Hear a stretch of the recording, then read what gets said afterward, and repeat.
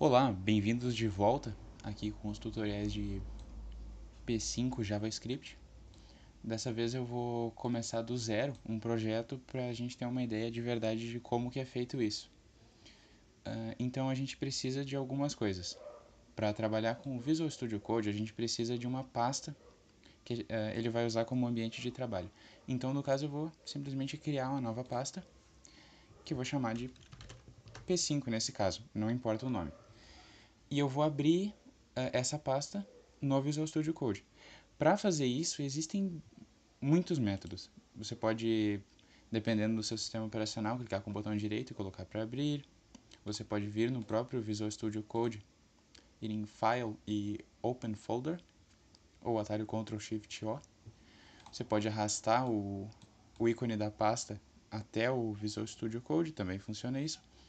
Ou para o ícone ou para o próprio programa. Ele aceita todas essas opções, não faz diferença nenhuma, mas existem muitas opções. Tá, ok, agora que a gente já tem a pasta aberta, você pode ver aqui na esquerda, a gente precisa de 3 arquivinhos. Ou não. A gente talvez não precise de um arquivinho, mas a gente vai ver isso aí. Um arquivinho que a gente tem certeza que a gente precisa é o index.html. Esse é o arquivo que vai servir simplesmente como uma página. A gente já viu isso antes. A gente vai ter, a gente só precisa abrir esse arquivinho agora no navegador. Como que a gente vai fazer isso?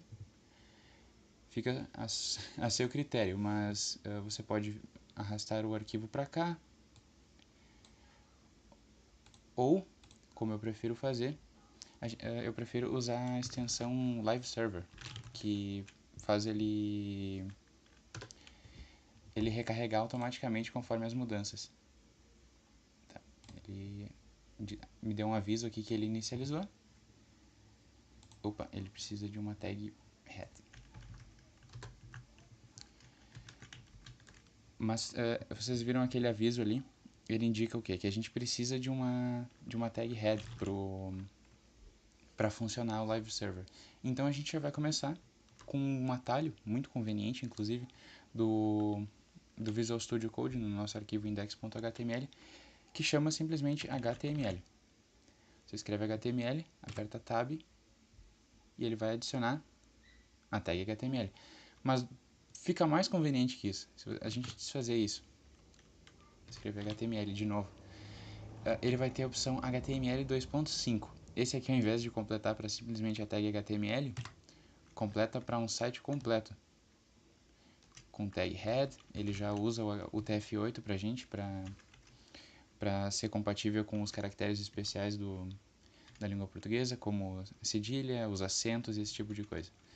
E aqui mais algumas configurações de compatibilidade com dispositivos móveis.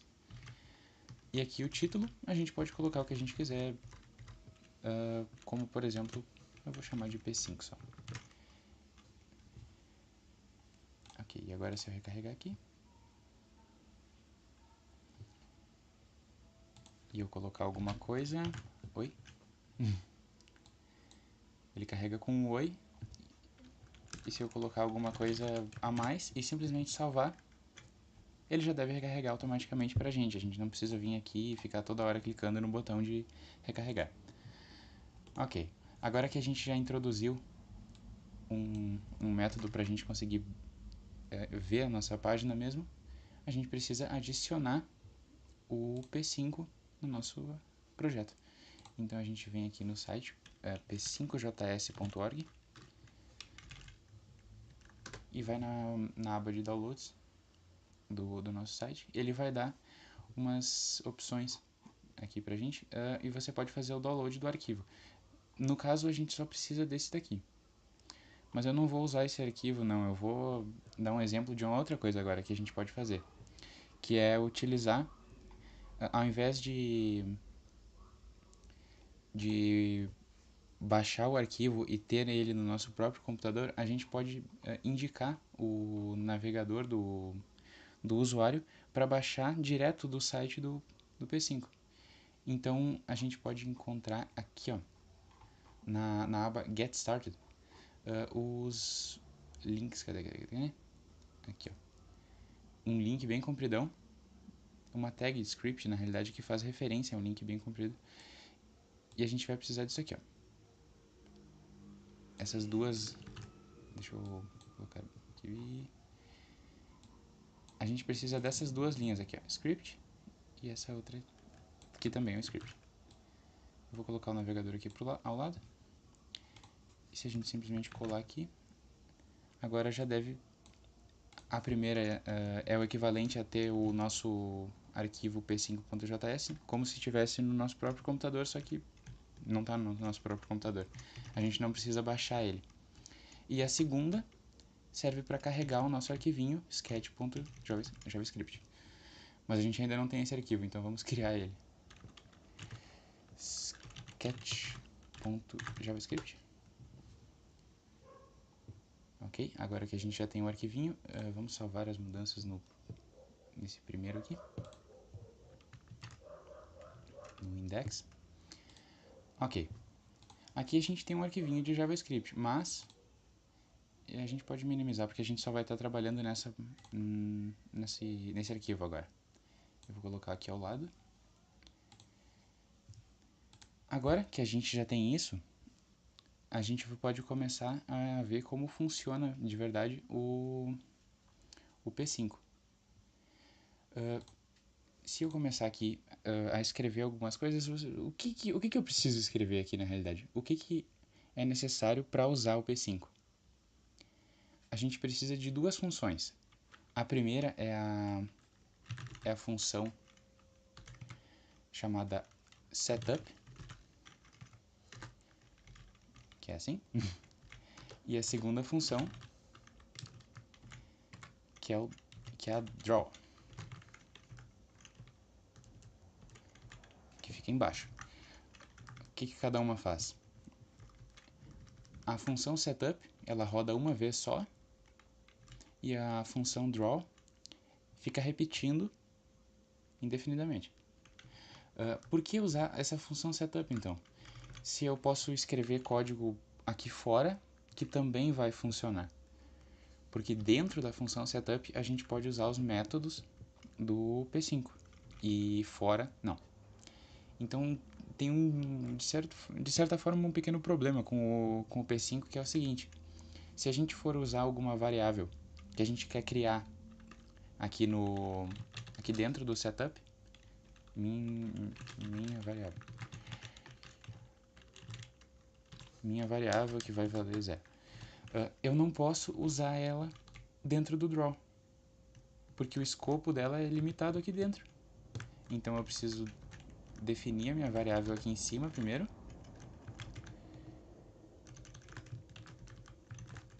E depois simplesmente colocar o valor dela dentro do setup e depois sim conseguir acessar a minha variável. Então tem que cuidar com isso, porque senão a gente... Sim, isso acaba sendo um grande problema e muitas vezes a gente acaba esquecendo disso, mas é uma coisa muito importante de se lembrar. Tem que declarar as variáveis fora e colocar os valores talvez no setup, porque você precisa, por exemplo, de alguma coisa. Digamos que eu queira usar alguma coisa do P5, eu preciso definir ela fora. No setup, aí eu defino o valor usando os métodos do P5. E aqui no draw, aí eu uso minha variável. Ok, então. Mas está faltando alguma coisa ainda. O nosso site está completamente vazio. Então a gente precisa de um lugar para fazer os desenhos. Se a gente vir no inspetor de elementos, se a gente inspecionar os elementos aqui, a gente pode ver que não tem nada no nosso site, só tem o script aqui. Então a gente precisa colocar um lugar para a gente desenhar as nossas coisas. É um canvas, que vai ser o nosso local para desenhar as coisas. E para fazer isso a gente usa o método, logicamente nomeado, createCanvas. E ele vai pedir uma largura, uma altura e vai ter aqui a opção de um renderizador. Essa opção, por enquanto, a gente simplesmente apaga. Mas ela serve para usar alguma coisa como, por exemplo, um OpenGL. No caso, através do P5 3D. Sim, dá para fazer coisas em 3D com isso. Ok, a largura eu vou colocar 600, a altura 600 e o renderizador eu não vou usar nenhum. Ponto e vírgula depois. E agora eu posso simplesmente usar aqui já alguma coisa, como por exemplo o background. Eu vou colocar o background como sendo uma string com valor hexadecimal de 000, ou seja, preto. E a gente pode apagar isso aqui e salvar.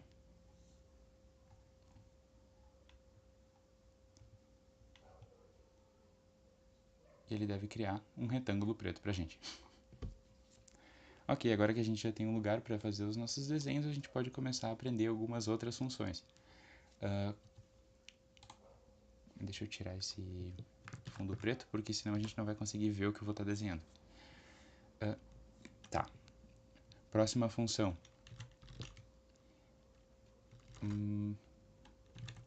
Retângulos? Retângulos são uma coisa muito simples. A gente usa a função rect. Aqui o primeiro valor é a posição x, segunda é a posição y, mas tem um detalhe. Essas são coordenadas no caso, mas as coordenadas elas têm um funcionamento meio diferenciado aqui. Como por exemplo, no plano cartesiano, a gente está acostumado bastante com essas coisas de matemática, o eixo x ele é positivo para a direita e positivo para cima, o eixo y. Aqui não. As coordenadas começam no canto superior esquerdo, elas são positivas para a direita, no eixo x, e positivas para baixo, no eixo y. Então, quanto maior o valor do y, mais para baixo elas são. Então, eu vou colocar alguma coisa, 10 pixels à direita, 10 pixels para baixo, que vai ter 10 pixels de largura e 10 pixels de altura. Essas outras opções são opcionais. E é isso aí. Se eu salvar aqui, ele vai recarregar e vai desenhar um retângulozinho pequenininho para Ney. Então, tá, isso aqui não se mexe, não faz nada. Alguma coisa para fazer isso aqui se mover. Tá bom, então. Vamos fazer isso se mover. Vamos colocar aqui, ao invés de desenhar o nosso retângulozinho na posição 10, 10, vamos colocar alguma coisa que se move no nosso site. Mas o que se move? O mouse se move, não? Vamos dizer para o retângulo ser desenhado na posição do mouse. Existe uma variável chamada mouse x. E adivinha só, existe outra chamada mouse y. Se a gente salvar aqui, ele vai começar a usar a posição do mouse para desenhar o retângulo. Só que tem um detalhe.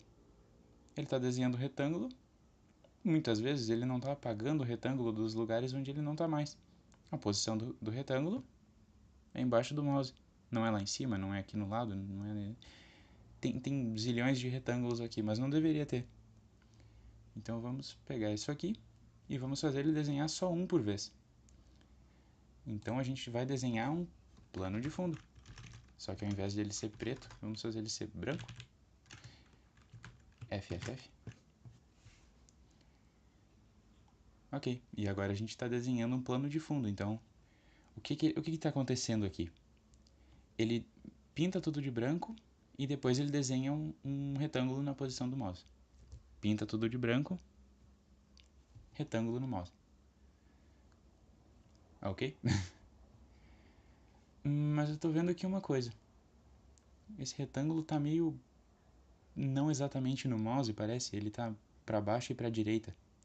Isso porque a posição aqui, o mouse X e o mouse Y, ou seja, a posição X e Y do retângulo, é sobre o canto superior esquerdo do retângulo. Então, a gente pode fazer uma coisinha para mudar isso.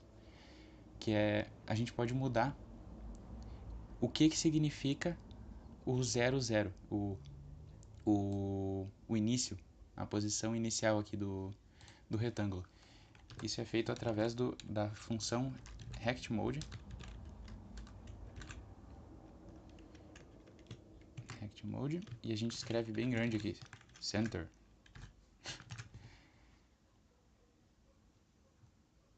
E agora o nosso retângulo está bem em volta da ponta do mouse.